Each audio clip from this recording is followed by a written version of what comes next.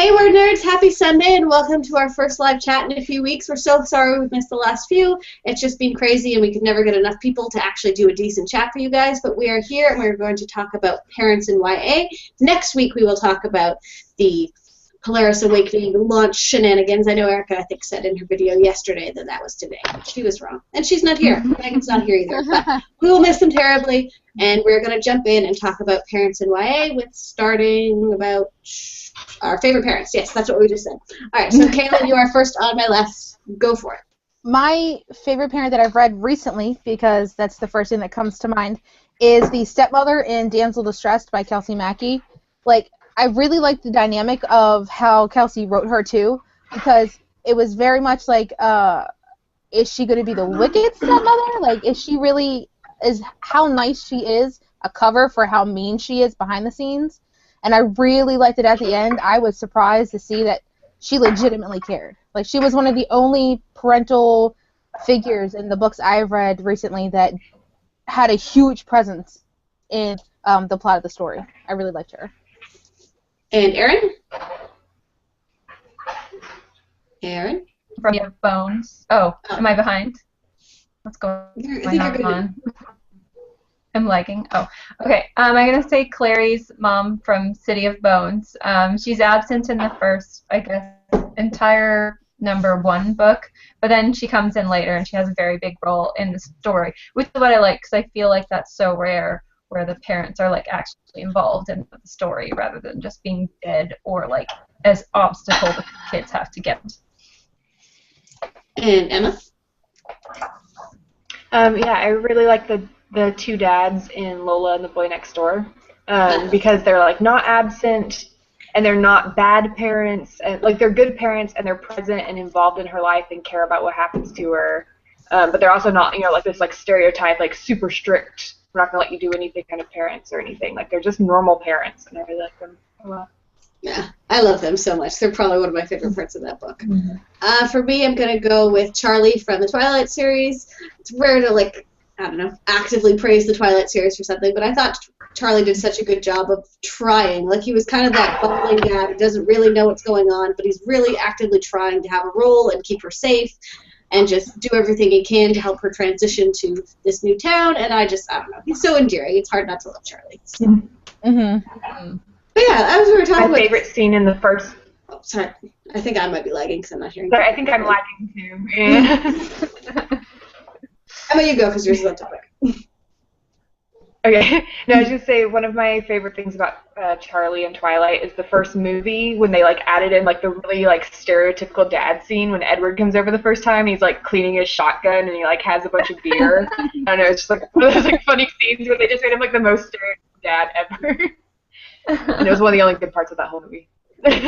Yeah, the movie did a good job with Charlie, I think. Like, I don't know how much of what I'm remembering about loving about Charlie was movie and how much was book, but either way. Mm-hmm. Yeah. Well, I found actually the mom was the dad I really liked in Twilight. The mom was super stereotypical, I found. Mm-hmm. And in a lot of these, like, YA, like, oh, he's a werewolf, he's a angel type books, the moms are like that. Like, so it was the same with Hush Hush, because she's dating this, like, bad boy, mean angel person, and the mom's just like, do, like, oh, what are you doing tonight? Oh, I'm going to the library. Well, yeah, and in Hush Hush, like, the mom worked a lot and was away for a very long time, for long spans of time. Super convenient. Very little check-in, like, and amazingly enough, the main character did a lot of what she was told to do, just like a lot of teenagers would not do. Like, she was very well behaved for her mother not being around at all. Aside from dating the murderous angel. Yeah, well, and she goes to like a bar or something. I don't know. Yeah. There's just like things that's like, mom's not checking up on you at all, clearly.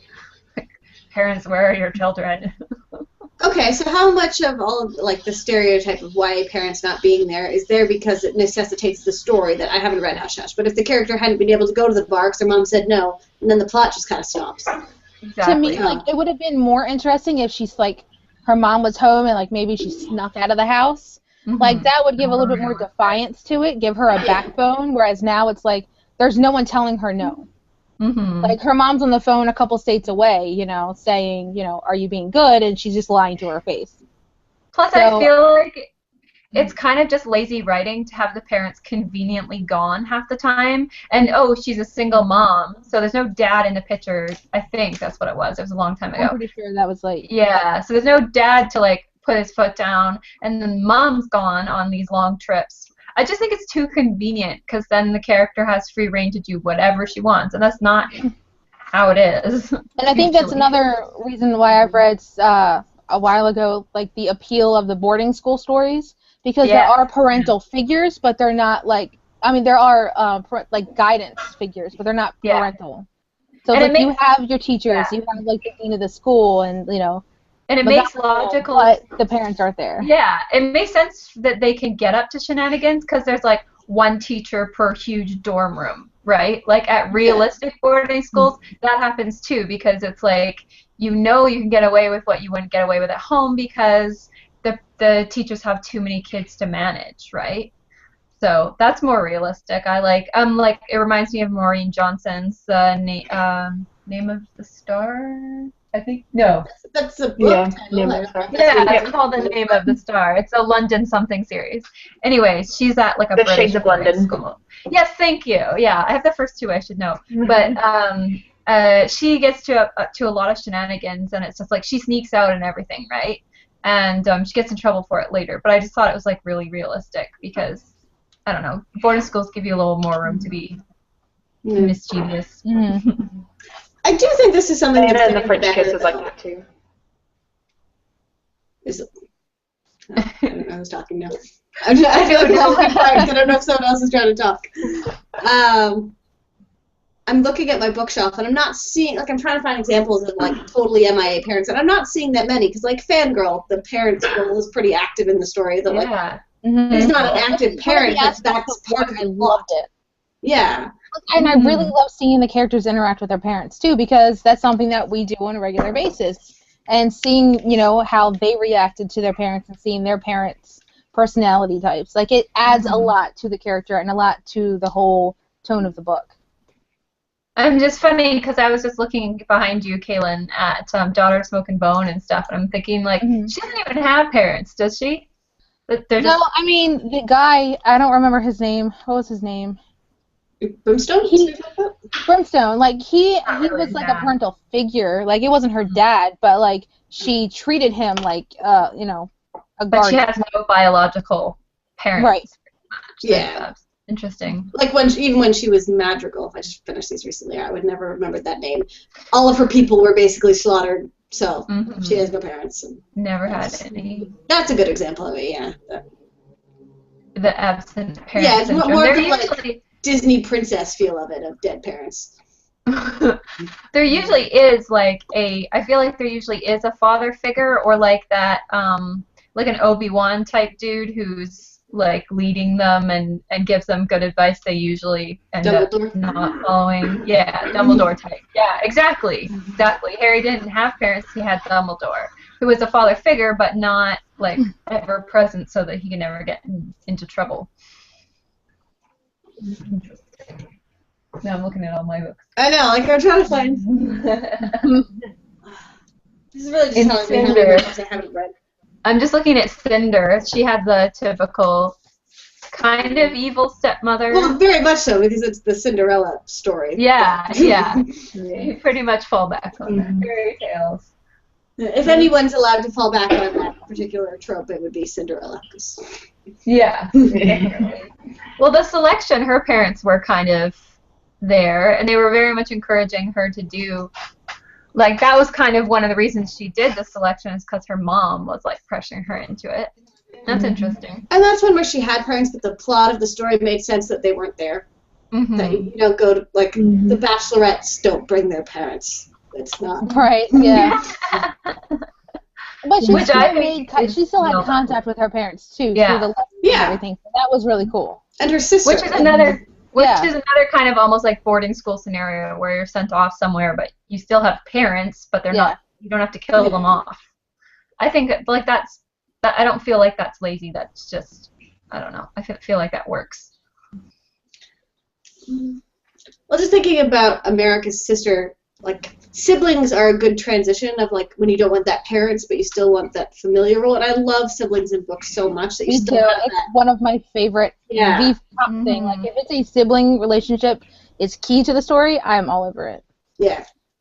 I feel like that's pretty rare sometimes. Like in YA, I don't know, it's just so much like she meets a cute boy and he's magical and they. Yeah, pretty much. And so on. And so Which is what I like My- stories.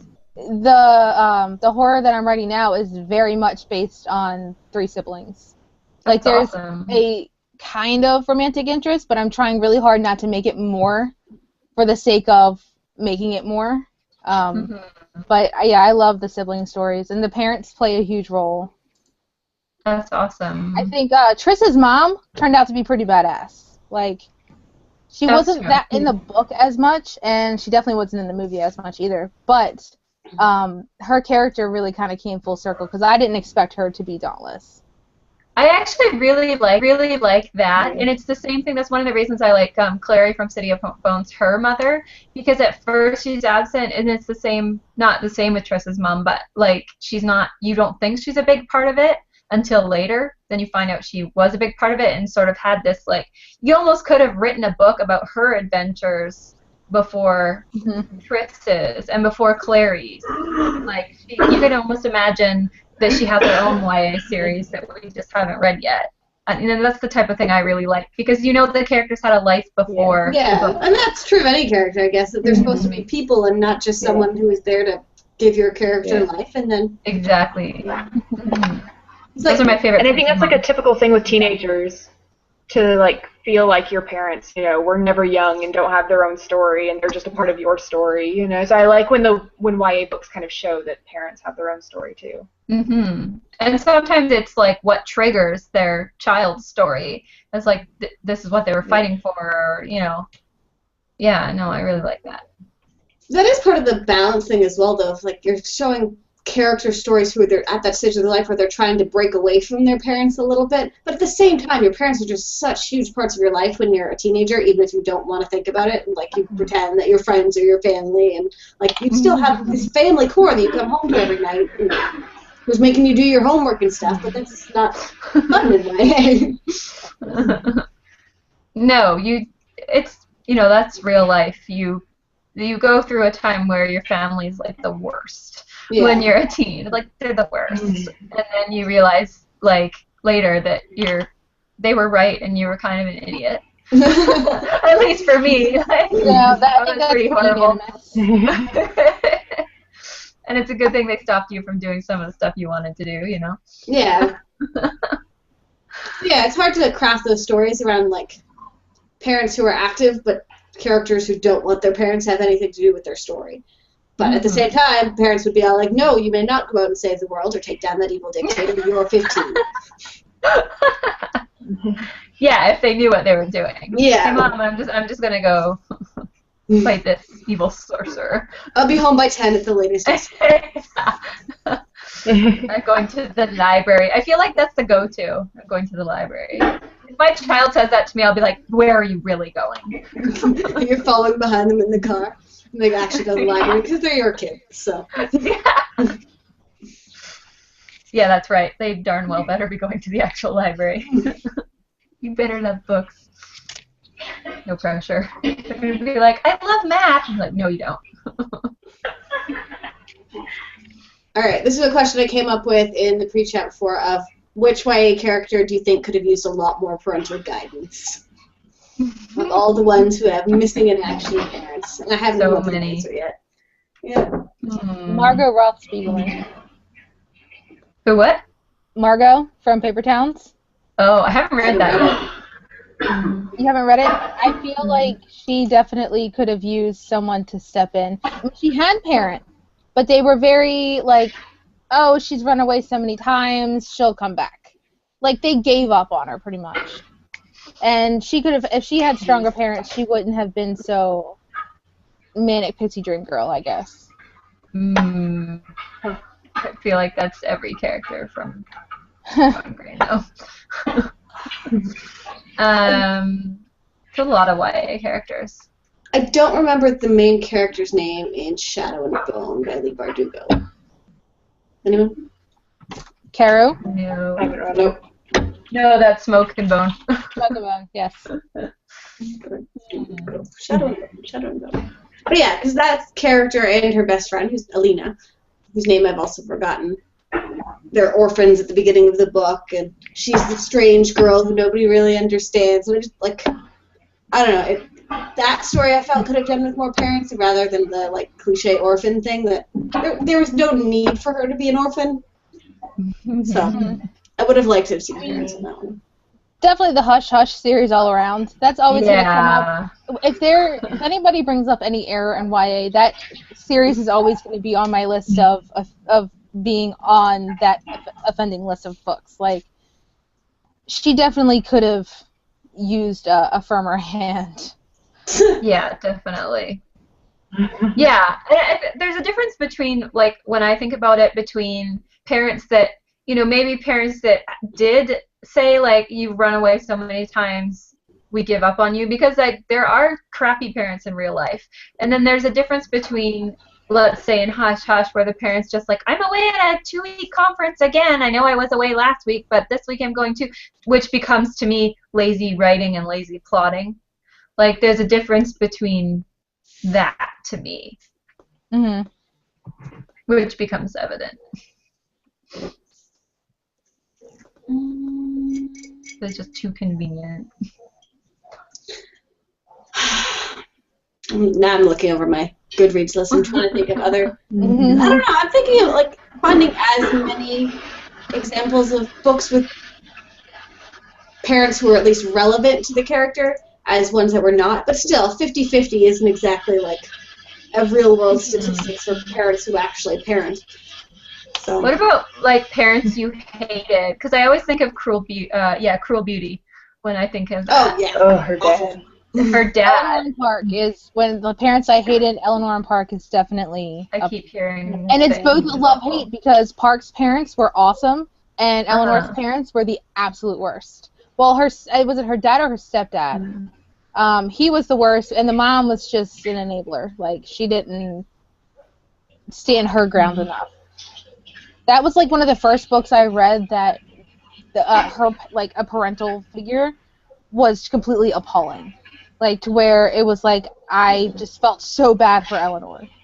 It's funny that I don't read that very much, aside from Cruel Beauty, and he wasn't physically abusive or anything. He was just like, this is your duty and all this stuff, and I'm like, I hate you, but it wasn't, like, appalling, like you said, Caitlin. I don't read that very much in YA. You really don't. Like, I think it was her stepfather, I don't think it was her real father, was just, like, the scum of the earth. Like, drink, come home, yell, scream, throw stuff. Like, he was terrible. That's funny that we don't read that very much in YA, because I feel like in the real world there are not very nice parents. There's a lot of... I mean, there's definitely more negligent parents than there are dead parents. And it's just, you don't see that dynamic in To be fair, we're more of a, like, fantasy genre-based group that, like, contemporary, like some of the darker contemporary, I bet you see that more often. That's true. Yeah. Because I'm looking at my list, We Were Liars has a really good parent vibe. Yeah. The aloofness of her mom very much worked into how that book was shaped. But that's definitely something that I think of as good writing. Good writing, bad parent, as opposed to bad writing equals bad parent. So it's interesting. I like that too, because it definitely led to the, like, themes of the story, which was just like, we're superior and better than everyone, and her mom was very much like that. When I think of bad parents, I think of Shatter Me, because I think of her parents were awful, and Warner's dad was even more awful. Right. Lots of bad parents in that book. True. And Adam's parents were, like, non-existent, right? They were dead, I think. He just didn't have parents. It was barely mentioned. It's funny because there's some YA books that I think characters they act older, and that's one of them. Like, I always think of Adam as, he's a soldier. I always think of him as an adult, not a teen. Even though that's not necessarily true, but Yeah. I don't know. Well, looking at older characters, when I'm looking at my bookshelves, I have a lot of like urban fantasy series that now kind of fall into that new adult fantasy range where they're early 20s and that first break from your parents. And they're all the ones I'm looking at are ones that have like a lot to do with trying to stay connected to your parents while you're off in, you're in a new city and like dealing with werewolves and whatever. So it's blah blah. My parents don't understand me, but. Like in the new adult age books, there is more of that parent connection of you're not with them all the time, so now you're trying to reach out to your parents a bit more, which Fangirl was like that too. Yeah. Even though I don't live with my dad, he's still my family. I still have to deal with everything family related. And I guess Kat's mom is a pretty good example of absent parent. Yeah. Yeah. Absent parent. Yeah, it's true. I hated her. And actually, yeah. She was awful. That made me really mad. Yeah, there's only been a few. I haven't read Eleanor and Park, but there's only been a few parents that I actually actively hate. So it was like Cruel Beauty and then Fangirl, the mom. Those are probably the only two that I like really hated the parents. Mm-hmm. See, and their father and Fangirl completely overshadowed the mom. That I totally forgot about the mom. So did I. I'm like, their dad is so awesome. I'm like, oh my god, that's right. Their mom was terrible. I forgot about their mom. Yeah. But like Ren trying to reach out to her mom was a good I don't know. It showed a lot of different dynamics of parent relationships in one standalone book. Definitely. And I was right there with. I forgot the name of the main character. Not Ren. Kat. Yeah. I was really there with her on the whole, she's getting mad at Ren because she wants to reach out. She doesn't understand why, because she wants nothing to do with her mother, and I was fully on her side. Why would you want to? Just abandoned you.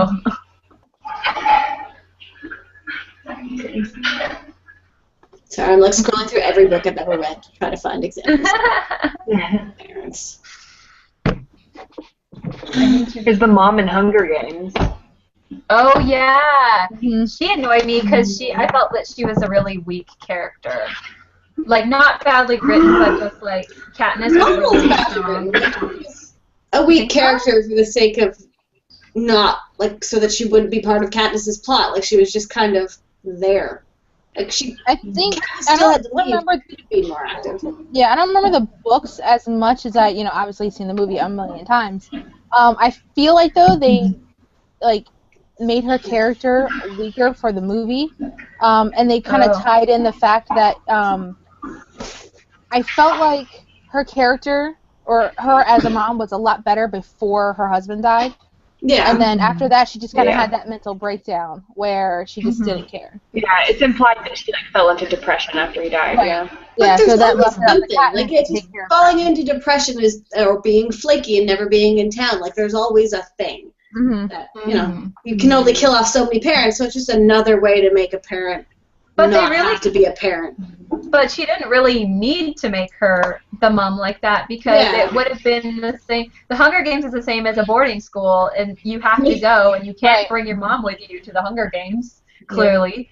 So, and I think the way her mom was built, created her character as Katniss, because she had to take care of her family because her mother was so emotional. She was strong. Yeah. And so she wouldn't have been as self-sufficient if it hadn't been for that. Right, and because she had to take care of Prim and she had that protective nature over her, she volunteered for her. Yeah. Yeah. So I think if her mom had been strong, would the Hunger Games, would the book have happened at all? That's a good point. Would Katniss have volunteered? It just would have been this tragic, And if she had, would she have died because she wouldn't have known how to take care of herself? Yeah, that's true. Things you never thought of. The alternate version of the Hunger Games that just ends really horribly. And very quickly. Either Prim going off, and that's really sad, or Katniss getting killed in the first round because she doesn't know how to shoot a bow and arrow. Sad. I like to think Katniss would still be a little bit badass even without all that. She's still Katniss. True. But if she didn't know how to hunt, then it wouldn't have been as good. Well, I think we kind of have depleted this topic. And I don't think we have any comments either. No, I've been. If anyone is watching and have any YA parents we haven't talked about, love to hear about it. Or love. Yeah, anything just worth discussing because it's something that's so relevant in the lives of real adults. teens. Yeah, versus something you're trying to avoid in YA books. Yeah, and it's funny because it's easy to deplete the topic because there's just so parents aren't prevalent in YA, but they are in real life. They're a huge part of your life. Usually. Yeah, exactly, but they don't have to be a huge part of the plot. Some of my favorite parents to read are the awkward, embarrassing parents. Luna's dad is one of my favorite parents in the Harry Potter series. I have secondhand embarrassment for him, but he's awesome in that way, and he's present. We got to meet him. We get to see him, But how have we not talked about Mr. and Mrs. Weasley? Because they're oh yeah. They are so bad as to almost be comical. Well, they are comical. But they're also fantastic. They're great parents, and they're good people. Yeah. Oh, I'm sorry. I was thinking of the not the Weasleys. Oh dear. No, they're not bad. I love the Weasleys. No, I was talking about oh no, what? See, I can't remember any names. The Dursleys. You secretly hate the Weasleys. Yes, thank you. The Dursleys. The Dursleys are good too, though. Harry's original not parents. Yeah. Yeah. Yeah, but the Weasleys are the type of parents I'd like to see more of. They aren't really active, but they know what's going on. I want the Weasleys to be my parents. Yeah, oh, for sure. No offense to my parents. And they have a role in the story and yeah. They're very good balance. Yeah. Mm-hmm. Yeah. I think that's one thing she did very well in that book for a kid who doesn't have parents. He had a lot of parents. Yeah, that's true. You got Lupin, you got Tonks, you got the entire Order of the Phoenix. Yeah. In Sirius, they just completely protect him, and he had a lot of. It wasn't early in life where I guess a kid really needs it, but they come in exactly when he needs it. Yeah, that's very true. Yeah. Part of it, I like that those parent figures and those adults are there for things like the big battles. It's not just a bunch of teenagers fighting a battle and all the parents are missing. All of Harry's parent figures are always there when the battle's happening. But then you wonder how much of that is because he's Harry Potter and maybe a little bit because they're not actually his parents and don't feel like they can tell him not to go off and save the world. But he's the boy who lived and you let him go do that thing. But I like that where the parents know. Well, even then, the parents know that this kid is in mortal danger and let him go anyway because it needs to be done. But then, what kind of parent says, go ahead and fight? Yeah. So it's hard. That's what stories need, but there's a very fine line for how realistic that can be. Yeah. Yeah. And then you've got the whole when parents. I think parents are dead before the story starts often because if you kill them off halfway.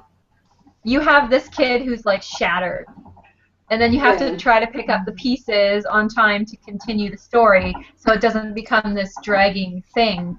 That's and that's with any character death too. It's you have to have the balance between they have to grieve, or it's not realistic.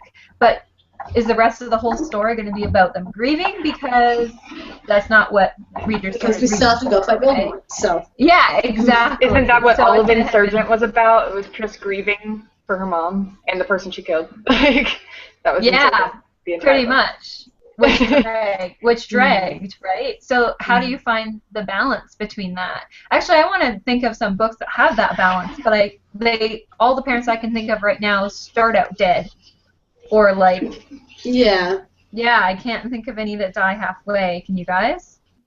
Parental figures, but not parents. Yeah, parental figures. Because Harry doesn't take Sirius's death super well. No, he doesn't. And there was a time when he went. Is that the book that just drags on and he whines and whines and whines? No. Or the Phoenix. He's whining over Cedric. Okay, all right. Because I'm there's one that I know he whines, and I'm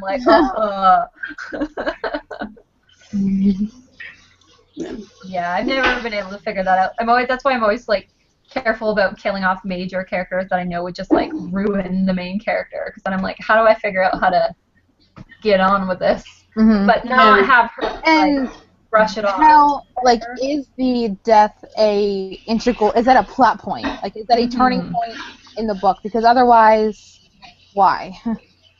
Like, it has to have some effect to the plot. Because that's why it's like, everybody's like, oh, let's kill a character. And it's like, I'm all about torturing characters and killing characters and stuff like that, as long as it advances the plot. Like, I don't want to just read a death and be like, oh, now I'm sad, but what was the point?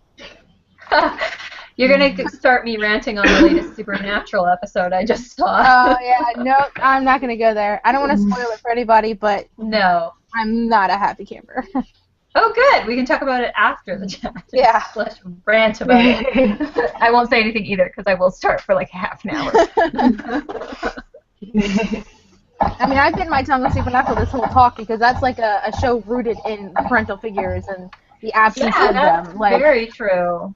They grew up in hotel rooms taking care of each other while their dad went out to fight monsters. Like, And I'm trying to think of movie examples, but all the movies are based off of books. So TV is a good one, actually. Yeah. Yeah, TV. I was actually going to say, I want to see more books with Lorelai, Rory, Gilmore relationships. Yeah, totally. Their relationships are and that would be perfect for YA books, too. Yeah. Just like the one-liners, like, always zinging each other, and, like, the one-liners they have and the banter. I'm just like, I freaking love it. That would be an amazing YA book. Or, like, Buffy's mom was a good one, because, like, the first few seasons she had no idea what was going on, but then eventually she had to deal with the shock of, like, what Buffy's life actually is, and adapted, which I thought was handled really well. Yeah, I really liked her. Yeah. Which is also why spoilers. That is a good example of Buffy having to get on with her life after her mother died. The show ended 12 years ago. I had to get on with my life after Buffy's mom died. Buffy was left with her sister to take care of, and still a vampire slayer. Oh, I need to watch Buffy. Me too. I need to marathon it again. If they take it off Netflix, I'm going to be very happy. Like, they can't. No, they can't. I will write an angry letter. Also, branching outside of books, I adore the parents in Easy A. They're one of my favorites. Yes, I love them so much. They're like my favorite movie parents I've ever. Yeah. And they're like students, but they're just so good. That was awesome. Oh my gosh, that one scene when somebody was like, "Oh, he's adopted." Don't tell him he's adopted. Don't tell him. Oh my gosh. Now I want to watch Easy A again. Okay, I have a lot to watch now. Okay. Marathon Buffy and then watch Easy A afterwards. I guess it's easier in TV and movies than books. That like you can have someone kind of off to the side that doesn't necessarily like. You can get away with a bit more and flesh out characters a little more fully without having to dedicate as much time to them. Well, did Buffy ever, like, did her mom ever, I can't even remember, this is such a long time ago that I watched it, but did she ever be like, no, you have to stop being a vampire slayer? Yeah. And like How her was when first she question first is found like, out? have you tried not being a vampire slayer? But I'm pretty sure there were a couple times where she was like, no, you can't go, and Buffy had to go in. End of season 3. Buffy's mom was all like, you can't come back if you go and kill vampires. And then so Buffy left. Okay, I remember. I've watched this show a few times. This is my Supernatural. That's